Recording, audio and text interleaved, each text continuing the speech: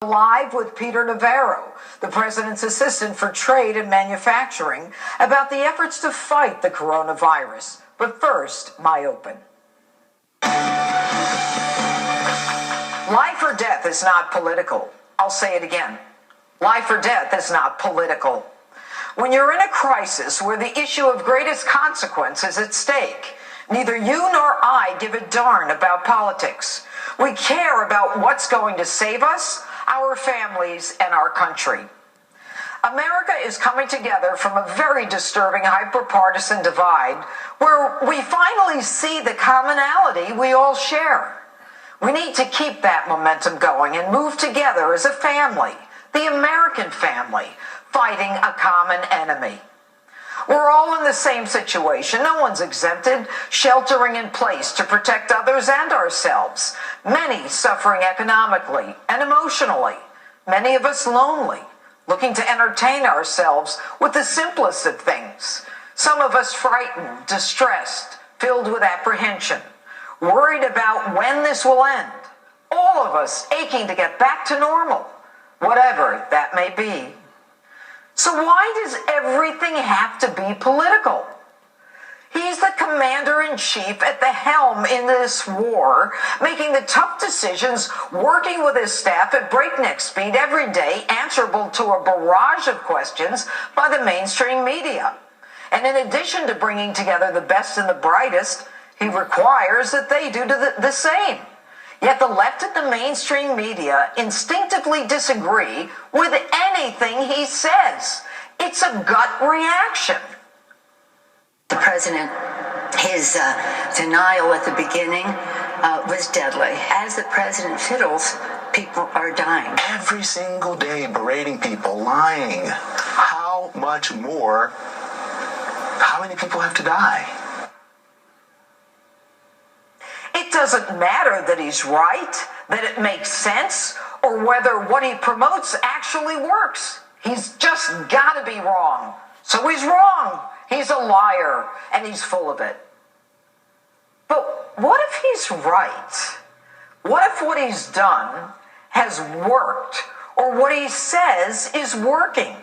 What if what he says is so consequential that it actually saves lives? But to the left, his travel ban was racist and xenophobic. The truth?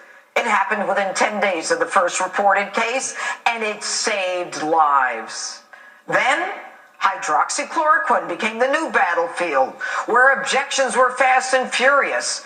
Which objections we'll discuss with a scientist later in the show.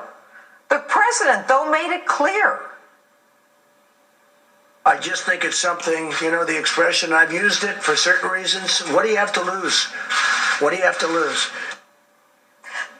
Then a Democrat state representative from Michigan says the drug that Republican President Donald Trump was touting saved her from coronavirus, despite the criticism of health professionals who said it was unproven and potentially dangerous. She says it saved her life, and she thanks the president for that. I really want to say that, you have to give this an opportunity. And for me, it saved my life. If President Trump had not talked about this, it would not be something that's accessible for anyone to be able to get that right now. Then they wanted him off the air. CNN, MSNBC.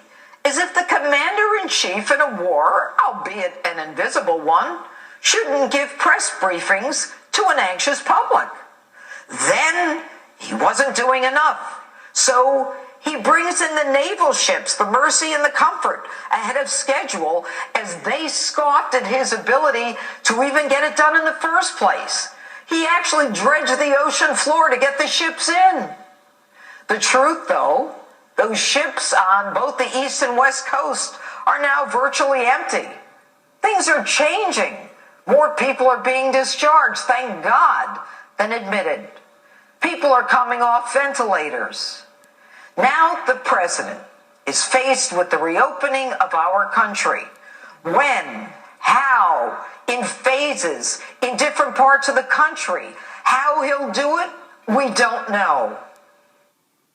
I'm going to have to make a decision, and I only hope to God that it's the right decision. But I would say without question, it's the biggest decision I've ever had to make.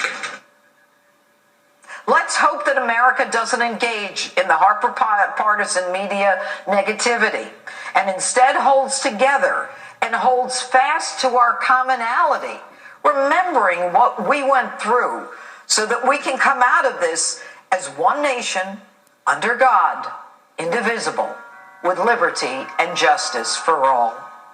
And that's my open. Let me know what